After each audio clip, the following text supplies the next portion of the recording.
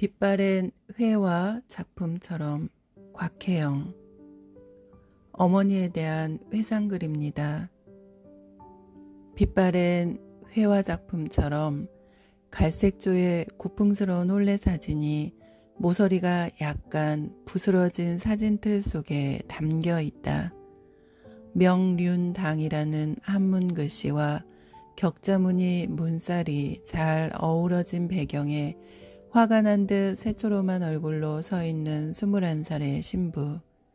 탐스러운 모란꽃 무늬가 선명하게 수놓아진 화롯을 입은 어리지만 기품 있어 보이는 그 신부 곁에는 눈빛만 살아서 광채가 나는 31살의 노총각 신랑이 사모관대를 하고 중앙에 서 있다. 이 결혼식 내내 화가 나 있었다는 신부는 내 중고등학교 선배이자 9의 자식들 중에 유달리 나를 미워하신 김민자 씨이다.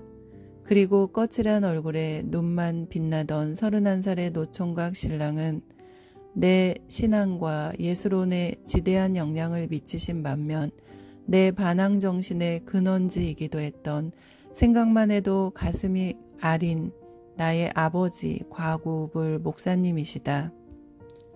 신랑 옆에 서 계시는 분은 사진으로만 뵙는 할아버지 곽두인 씨인데 눈매가 아버지보다 더 매섭고 입술이 칼날처럼 날카롭다. 매우 강직한 성품으로 일제 식민지 시대에 잠시 동안 관리를 지내신 적이 있는데 비위에 거스르는 일이 많아 관직에서 물러나 농사일에만 전념하셨다고 한다. 한 번은 농민들에게 터무니없이 많은 양의 공출미를 부과한 군청에 항의하러 갔다가 일본인 군수의 이마에 잿더리를 던지는 바람에 고등계 형사에게 체포되어 40일 동안 구류를 사시기도 했다. 고운 신부 곁에는 외할머니 김준식 씨가 단호하리만큼 단정하게 입을 다물고 당당하게 서 계신다. 어렸을 적 동산 위에 떠오르는 달처럼 예쁘다고 해서 붙여진 별명이 산월이었다는 외할머니는 누구도 당해내지 못할 총기와 고집이 있는 분이셨다. 할머니는 당신이 여자로 태어난 것과 당시의 불운한 시대를 원망하셨다. 때문에 무남동녀 외동딸인 내 어머니를 금지 오겹으로 키움으로써 당신의 한을 사귀셨던 것 같다. 어머니 또한 5살에 천자문을 뗄 만큼 총명하여 외할머니의 자랑으로 자랐다고 한다. 외할머니는 사위될 사람의 눈빛에 반해서 아버지와의 혼인을 강요했고, 딸이 반대하고 나서자 싫으면 모녀가 함께 한강물에 빠져 죽자고 우협해서 반강제로 시집을 보내셨다. 할머니의 그 고집스러움은 넓은 이마와 총기 있는 반달눈, 꽉 담은 입술에 잡힐 듯이 나타나 있다. 딸을 혼례식장까지 밀어붙인 외할머니는 85의 나이로 숨을 거두실 때까지 더 이상 내놓을 게 없으실 만큼 모든 것을 바쳐서 사위에게 또 그의 자식들에게 헌신함으로써 당신의 선택을 철저하게 책임지셨다. 뼈로 통한 신부의 얼굴을 중심으로 아버지의 동지이시고 외할아버지 김홍순 씨의 절친한 친구이신 길흥기 박사님만이 부드럽고 여유 있는 표정을 짓고 계신다. 형이 국군 장교라는 이유 때문에 6.25 때 좌익에게 살해되신 첫째 숙부님, 아버지의 사업을 돕다가 자동차 사고로 돌아가신 둘째 숙부님의 패기 넘치는 젊은 얼굴, 그리고 다른 분들의 모습은 마치 결전장에 나가는 투사들을 집결시켜 놓은 것처럼 팽팽한 긴장감을 이루어내고 있어 가만히 사진을 보고 있노라면 슬며시 웃음이 터져 나온다. 그 웃음이 막막한 슬픔이나 안타까움으로 변하기 전에 이제 나는 부스러진 모서리가 더 떨어져 나가지 않도록 조심하면서 보이지 않는 곳에 그 사진틀을 밀어넣는다. 언젠가 나 자신을 감당할 수 있을 때 청색꽃이 흐드러지게 피어있는 환상의 공간 속에 이 모든 것들을 사파처럼 그려 넣으리라 되뇌이면서 전라남도 진도에서 태어나신 아버지는 그곳에서 중학교를 졸업하고 민족학교인 휘문 고보를 거쳐 일본 중앙대학 법과를 졸업하셨다. 어머니와 혼인을 하신 후에는 사병으로 군에 입대하셨다가 육사 5기로 입교하여 6.25 전쟁에 참전하셨는데 영천 전투에서 부상을 당해 제3육군병원에 입원하게 되었다. 그곳에서 고향의 참변 소식을 듣고 심한 괴로움에 시달리다가 예수님을 영접하시게 되어 곧 이어 병원 막사에 천막교회를 세웠는데 그 교회가 군인교회의 효시라고 한다. 이런 상황 속에서 큰언니 혜옥과 수정, 수신 두 오빠가 태어나 어린 신부는 어느덧 새 아이의 어머니가 되었다. 당시 아버지는 무척 청렴하여 어머니가 어쩌다가 부하들의 성의를 뿌리치지 못해 조그마한 선물이라도 받아놓으면 불같이 화를 내며 되돌려 보냈다고 한다. 때문에 박봉에 시달리고 아이 욕심 많던 어머니는 그 시대 보따리 장수가 될 수밖에 없었다. 어머니는 여학교 다닐 때 탁구 선수로 활동하였고 그네타기 대회에서는 상을 휩쓸었으며 바느질을 시작하면 바늘 끝에서 꽃이나 새, 나비들이 살아서 움직이는 것처럼 새기셨다.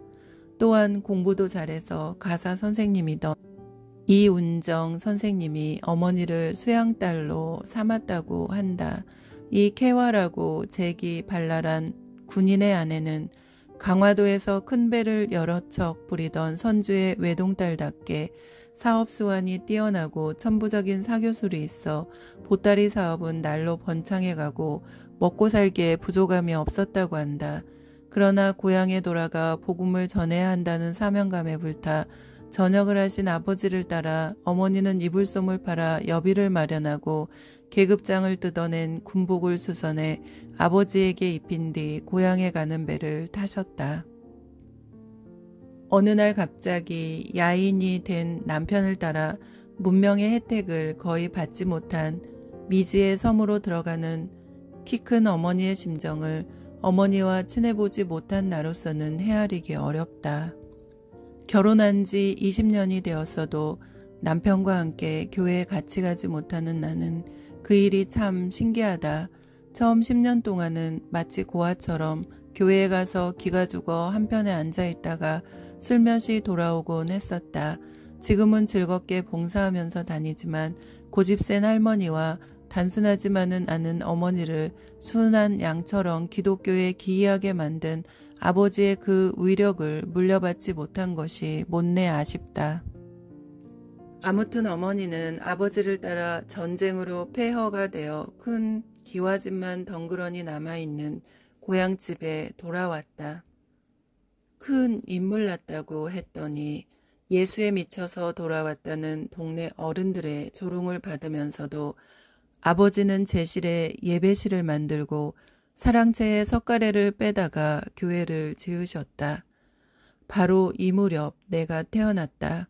어머니는 강화도에 사시던 외할아버지와 외할머니를 진도에 모셔왔다.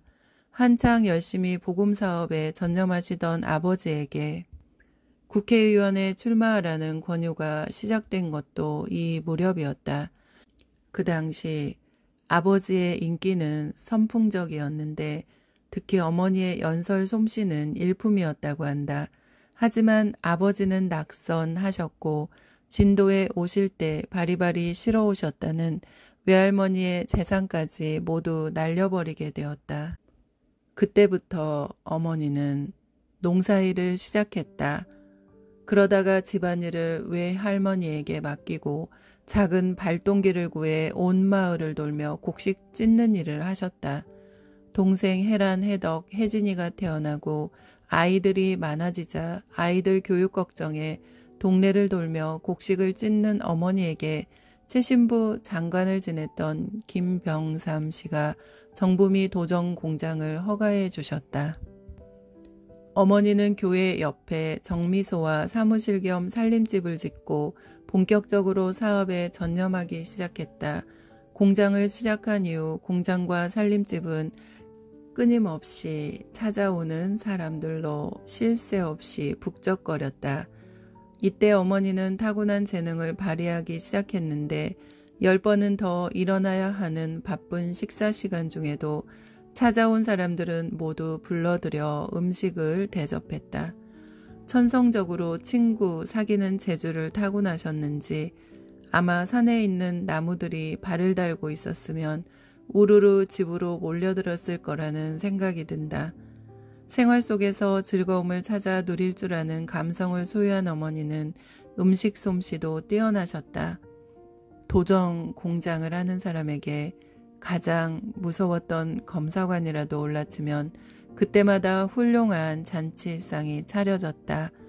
살아서 헤엄쳐 갈 것 같은 튀김, 조기탕수어, 오렌지빛, 왕새우찜, 당근꽃이 얹어있는 온갖 생선애들, 참기름과 배의 향에 어울려 향긋한 냄새를 풍기던 선홍색의 쇠고기 육회 등등 일일이 헤아릴 수 없는 많은 음식들이 계절에 따라 상에 올랐다.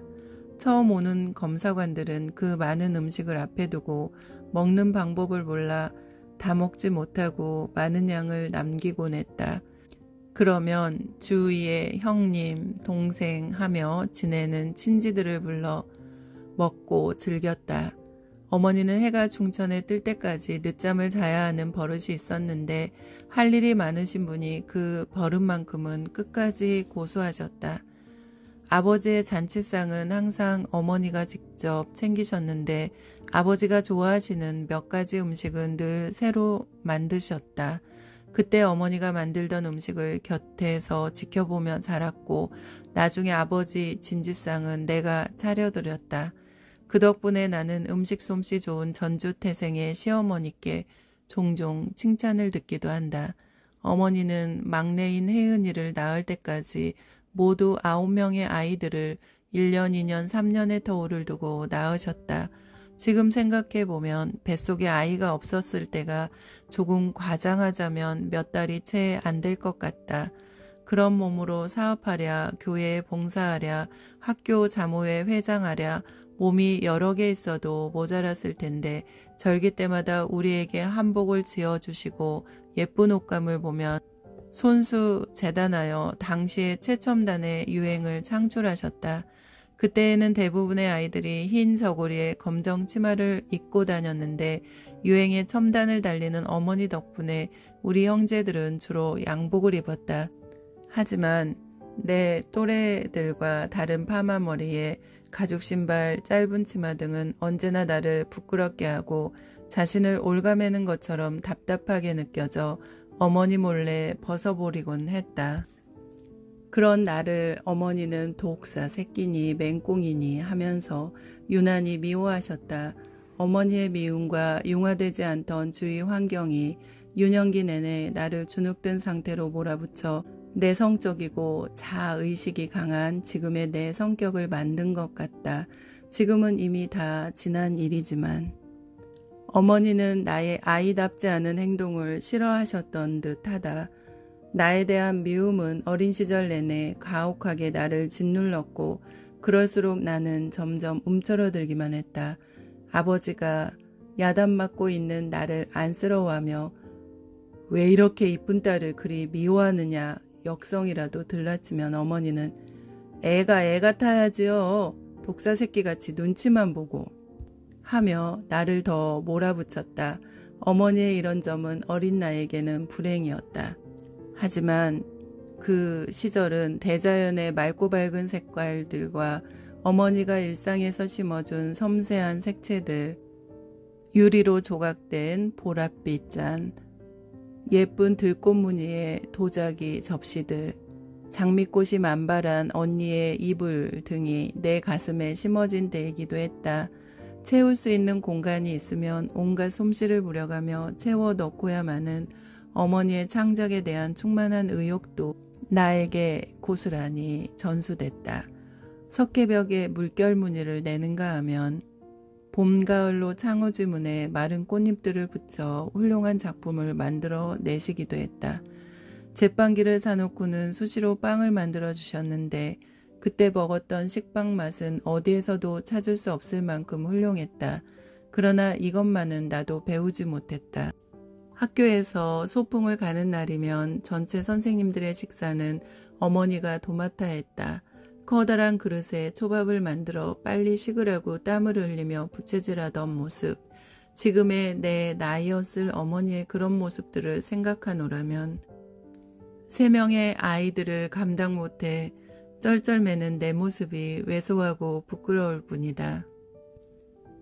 소문나게 나를 미워하신 것만 빼고 어머니는 그곳에 선택받은 선망의 대상이었다. 그때 어머니는 아버지를 세상에 다시 내놓기 위한 야망의 계단을 차근차근 밟아 나갔는데 어머니의 능력이라면 충분히 가능했을 것이다.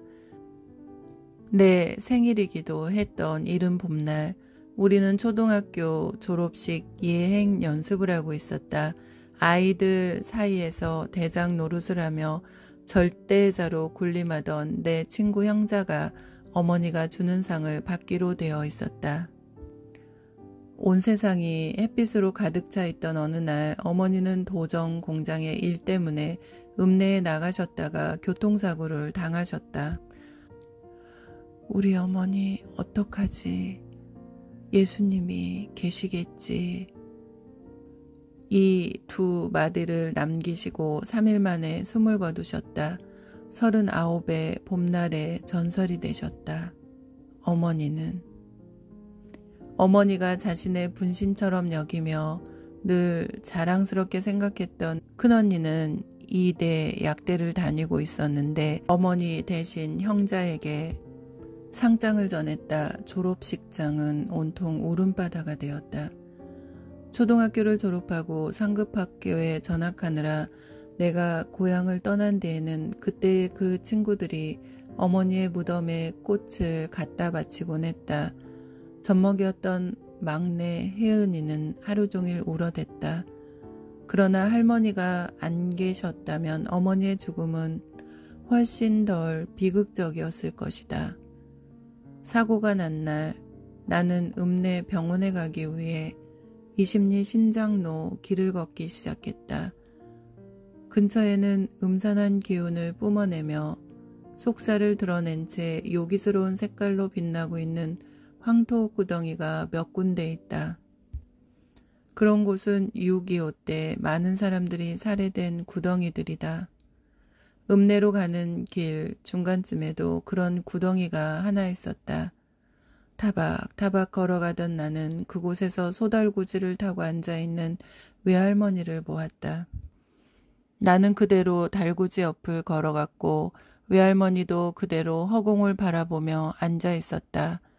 풀어져 있지도 않은 옷고름이 마치 풀어져 있는 것처럼 보였고 비녀를 꽂은 단정한 머리는 머리카락이 흘러내리는 것처럼 느껴졌으며 속고쟁이는 말기가 부러져 달구지 위에 흐트러져 있는 것 같기만 했다. 외할머니가 마치 흥건히 젖은 채로 물구덩이 위에 앉아있는 것처럼 보였고 텅 빈 허공같이도 보였다. 타버린 재같이도 보였다. 이런 모습들이 내 기억 속에 움직이지 않는 그림처럼 꺼지지 않는 불씨처럼 지금껏 남아있어 언제든지 틈만 나면 내 가슴을 후벼 판다. 그럴 땐 햇빛 속에 드러난 황토흙처럼 진하고 독한 색깔을 화판에 부어야만 했다. 내가 그렇게 걷고 걸어 어머니를 배웠을 때 어머니는 창백한 얼굴로 가만히 눈을 떴다가 감아버렸다. 그리고는 관 속에 누우신 내가 보았던 어머니 모습 중에 가장 예쁜 얼굴로 마치 분홍빛이 감도는 싱싱한 새벽 장미 같던 그 모습을 배웠다. 그리고 마지막에 붉은 십자가를 덮고 땅속에 누워 계시던 어머니의 발을 기도 중에 살며시 만져보고 그 위에 흙을 뿌리는 것을 끝으로 어머니는 우리들 곁을 갑작스럽게 훌쩍 떠나버리셨다. 외할머니는 이 세상에 혼자 버려진 것처럼 스르르 무너지면서 통곡하시기 시작했는데 끝도 없이 계속될 것 같은 울음을 여러 날 동안 우셨다. 그때 아랫집 윗방에서 친구들 사이에 섞여 까만 양복을 입고 보란듯이 담배를 피우시던 호랑이처럼 엄격한 아버지의 모습을 죄를 짓는 심정으로 훔쳐보았던 기억이 지금도 아련하게 남아있다. 휘청거리는 아버지 때문이었는지 길게 슬퍼할 여유도 없이 몸을 추스려 일어나신 외할머니는 제 딸을 그렇게 미워하더니 제 딸 생일도 모르고 나갔다가 죽었다. 는 말씀을 남의 얘기처럼 하시면서 그 후로 매사에 소가죽처럼 질겨지셨다. 외할머니는 성남 맹수처럼 무섭게 억세지셨는데 9명의 아이들의 영혼이 가엾어서 결혼하셨다는 새어머니까지도 견제했다. 85을 일기로 세상을 떠나신 외할머니. 외할머니는 날마다 새벽에 일어나 엎드려 기도하셨는데 아버지 기도를 맨 먼저 하였고 다음에 손자들 기도 그리고 맨 마지막으로 남북 통일을 위해 기도하였다. 외할머니의 기도 중에 하루도 거르지 않고 한마디도 변하지 않은 한 구절이 있었는데 머리끝부터 발끝까지 곽 장로를 보호해 주세요 라는 것이었다. 우리 큰딸 제인이도 어렸을 때 언제부터인가 머리카락 끝에서 발톱 끝까지 아버지를 지켜주시라고 기도했다. 그것도 식사 기도 때마다 이 제인이가 외할머니를 쏙 빼다 닮았다. 작은 눈만 조금 더 커진다면. 나는 삶의 풍상을 겪지 않고도 외할머니의 감춰진 서러움으로 인해 한이 무엇인지 저절로 체득했다. 외할머니는 어디에서나 당당했지만 한편으로는 뿌리 뽑힌 나무처럼 위태로웠고 언제라도 맥을 놓으면 금방 쓰러져 버릴 것만 같았다. 그러다가 생명줄처럼 붙잡고 계시던 손자들이 자라서 둥지를 떠나는 새처럼 하나둘 당신 곁을 떠나갈 때 스스로 설 자리를 잃어버리시고 서성거리다가 마치 바람에 재가 쓰러지듯이 힘없이 넘어지신 외할머니. 그림 그린다는 핑계로 며칠을 참지 못하고 서울로 올라왔다가 임종도 지키지 못한 한스러움이 지금도 나를 아리게 한다. 세상에 있던 85해라는 세월의 길이보다 더 긴 수렁이 베었을 그 가슴 때문에 할머니는 내게 늘 멈추지 않는 삭풍으로 남아있다. 너무도 큰 한스러움을 내게 남겨주고 가신 우리 할머니. 어머니는 돌아가셨지만 도전 공장은 더욱 바쁘게 돌아갔다. 돌도 지나지 않은 막내 혜은이는 새끼 악마처럼 울어댔고 아버지는 까맣게 얼굴이 변하면서 아프기 시작했으며 외할머니는 슬퍼할 시간도 찾지 못할 정도로 허둥대던 그 시절이 어렴풋하지만 마치 아수라장처럼 느껴진다. 그런 모습을 이웃에서 지켜보던 고성중학교 권선호 교장 선생님이 그때 목포중앙교회 권사로 계시던 부인에게 아버지의 중매를 부탁하였다. 한국신학대학을 졸업하고 40살 노처녀의 몸으로 중앙교회 전도사로 봉직하고 있던 이영희 전도사가 후보로 떠올랐다. 교장 선생님 부인으로부터 우리 집 사정을 다 듣고 난 이영희 전도사는 자식이 9이라는 말에 그들의 영혼이 가엾어서 마음속으로 결심을 했다고 한다. 식은땀을 흘리시며 한달음에 목포를 다녀오신 외할머니는 이영희 전도사의 이 말씀을 감사하는 마음으로 받아들이고 그때부터 아버지를 채근하기 시작했다. 재혼하지 않고 혼자 사시겠다고 식구들 앞에서 선언하셨던 아버지는 8개월 만에 떠밀리듯 목포로 가셔서 새신랑이 되어 개선 장군처럼 당당하게 이영희 전도사를 신부로 모시고 돌아오셨다. 까만 집부가 동네에 들어오고 이영희 전도사가 친구들을 앞세우며 맨 끝으로 차에서 내렸다. 키는 작았지만 옅은 하늘빛과 옥색의 중간색으로 된 잠자리 날개처럼 투명한 한복을 단아하게 입은 신부는 선이 고운 작은 학처럼 기품이 있었다. 날개짓을 하며 날아가던 새도 그 옆에서는 소리를 내지 않고 날 것 같은 차분함이 주위를 감돌았다. 환영 예배를 드리는 방에 들어가지 않으려다 사람들에게 억지로 떠밀려 울면서 들어간 내 눈에 아버지 옆에서 조용히 눈물을 닦고 있는 작고 여린 새어머니의 모습이 보였다. 그 후에도 그런 소리 없는 모습으로 눈물을 닦고 있는 새어머니를 여러 차례 보았는데 돌아가신 어머니 무덤 앞에 앉아 눈물을 닦던 모습이 한 폭의 수채화처럼 맑게 기억된다. 또한 이웃에 살던 사람들과 교인들이 힘들고 고통스러워하면 함께 마음으로 나누어 갖고 몸으로 거들어 주실 때나 교회에서 혼자 기도하실 때 종종 그런 모습을 보이곤 했다. 그렇다고 새 어머니가 마음이 여리거나 감성적인 분은 결코 아니었다. 오히려 그 시대에 철저하게 인습의 틀 속에 가두려던 집안 어른들로부터 탈출하신 용기 있는 분이며 혼자 힘으로 피아노 공부와 어려운 신학 공부를 해내신 당찬 여성이었다. 외할머니는 처음에 호의와는 달리 점점 자기 딸이 이루어 놓은 공간을 파고드는 새어머니를 낯선 침입자처럼 견제하기 시작했다. 그러다가 어느 날인가 안방에 걸려있던 어머니의 사진이 없어지던 날엔 외할머니가 노골적으로 섭섭해했다.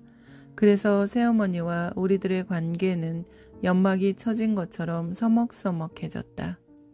아버지는 독재자 같은 태도로 가족들 위에 군림하고 있었는데 그런 성품이 새어머니한테라고 예외일 리가 없었다. 한 번은 아버지 앞에 무릎을 꿇던 새어머니 모습을 본 적이 있다. 마음 깊은 곳에 신과 자유에 대한 열정을 간직하고 있고 합리적이며 개인주의적인 사고방식을 가진 이 이지적인 전도사님이 어떠했을까? 어머니는 냉정하면서도 합리적인 면이 많은 분이기도 하다. 그런 어머니의 눈물은 내게 신선한 파격이었다. 내 삶이 아주 힘들 때면 어머니가 무척 그리워 가슴이 터질 것 같은 마음으로 진도에 전화를 한다. 내가 어머니 하고 부르면 어머니는 혜영이냐? 대답하시고는 더 이상 말을 잇지 못하신다. 그러면 둘이서 전화를 들고 울다가 그냥 끊는 때가 있다. 무심한 분이라고 생각할 때가 있었는데 이 눈물로 어머니는 봄날의 밝은 햇살처럼 따뜻하게 내 곁에 와주셨다.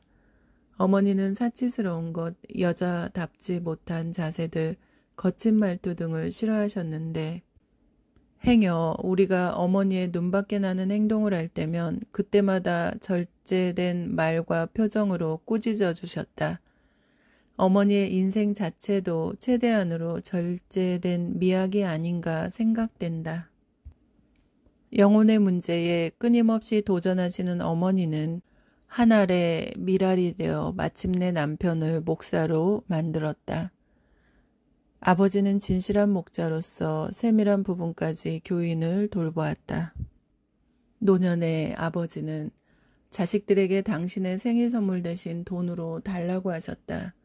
그 돈으로 성경책과 찬송가를 구입해서 사람들에게 나눠주었다.